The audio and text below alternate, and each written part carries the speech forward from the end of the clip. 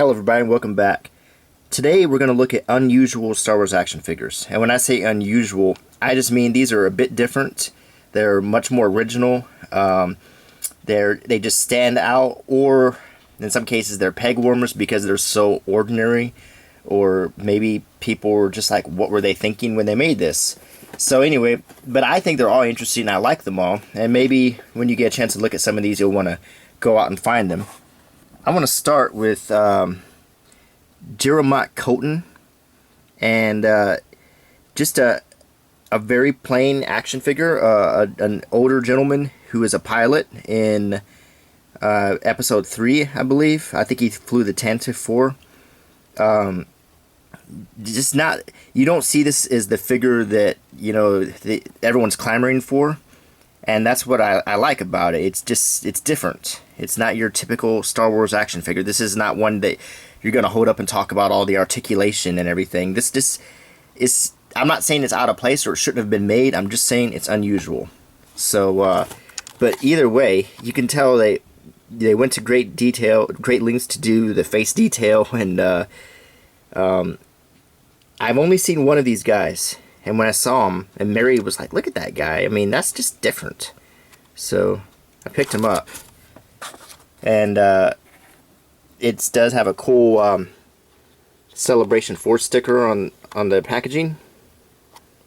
So, I'm sorry, Celebration 5. It's got a Build-A-Droid part for what looks like a pretty cool droid.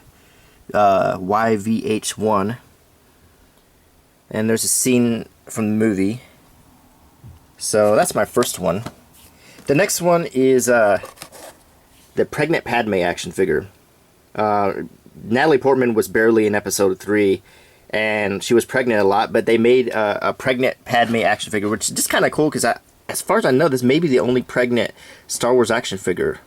So in a way, you could say this is also Luke and Leia and Padme in one package.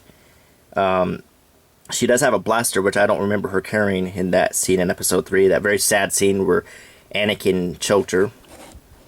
But either way, it's cool to have a pregnant action figure. So that's another one that's just unusual. This is Jack Porkins, a cult favorite, I guess you could say.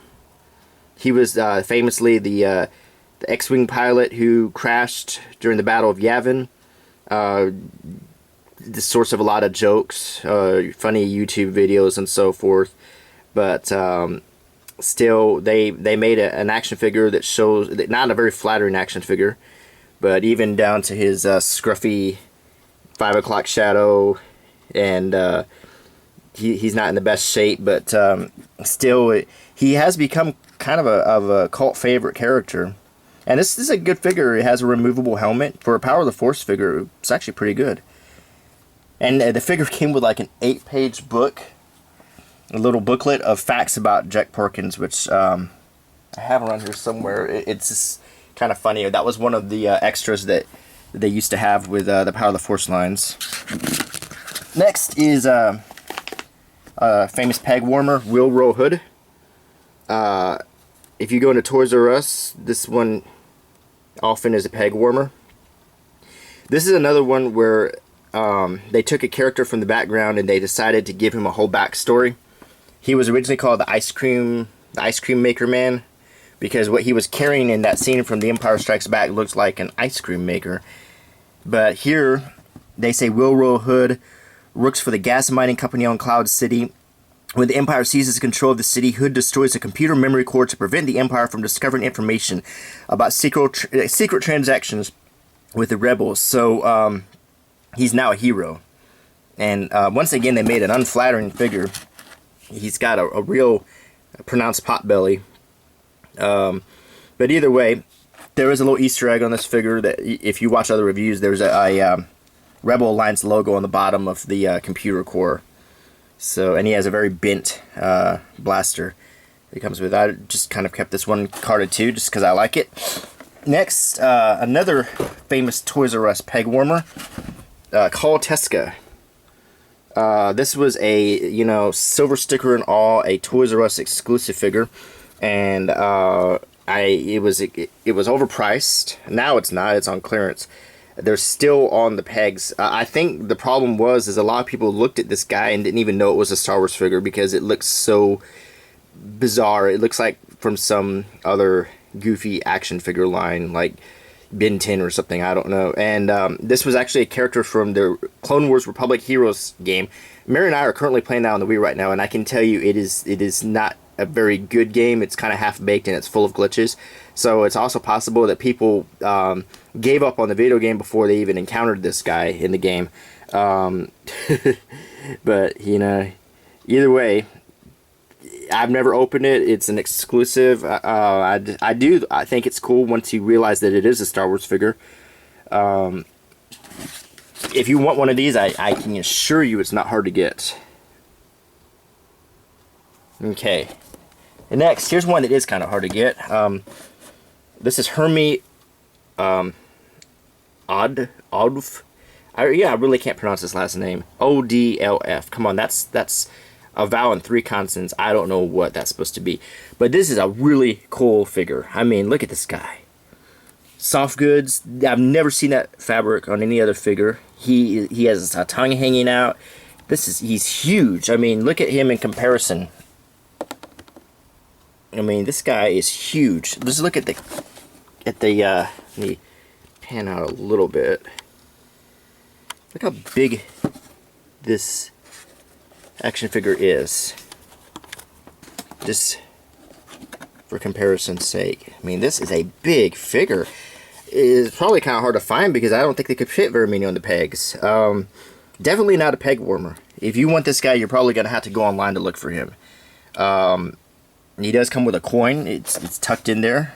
And who is this guy? He was on Jabba's skiff. Of course, he looks like Jim. He has kind of a Jim Henson Labyrinth kind of look about him. Just a mega scaled figure here. One that I'm keeping boxed up. And I wish I'd kept this guy boxed up. This is Effant Mon.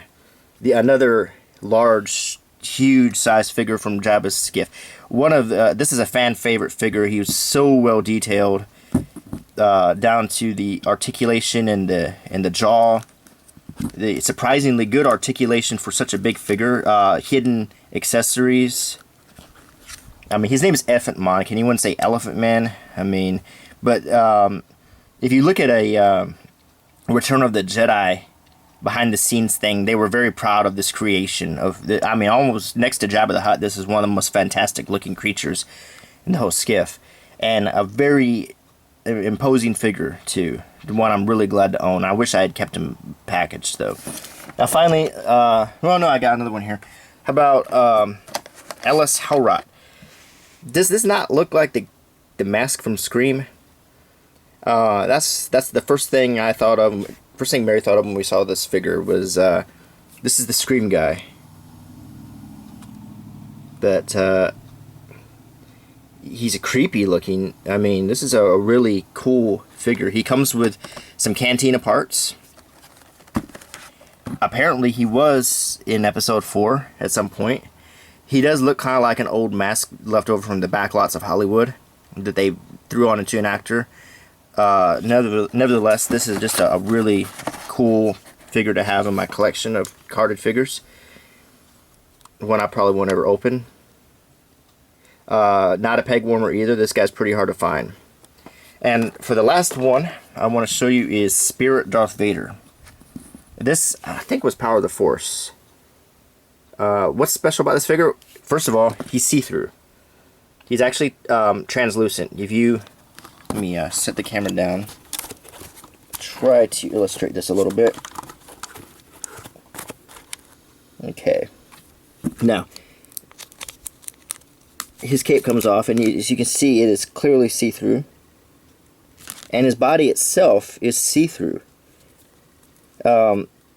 It's not a bad Darth Vader. It's actually kind of cool looking. His eyes are red, and you can see through them. He has a nice lightsaber. Now, this is the Darth Vader from Dagobah that Luke had his lightsaber battle with. And the head is actually removable, as Luke had decapitated that Darth Vader, and like in the movie, the mask comes off, and as you can see, it's a piece of clear plastic. And inside the helmet, you can see Luke's face. Just a really cool figure. One of my favorites. Unusual and really cool. So, anyway, this is Unusual Star Wars Action Figures video number 1. I hope you enjoyed it. Please send me some feedback on this one. And I hope to post some more. I'm sorry, I've been busy a lot lately. I'm going through my first audit as an accountant. This is an internal audit. It's not a bad audit, a good one. But it just kept me busy, and I'm so anyway, I hope you enjoyed this video. Thanks. Please rate, comment, and subscribe.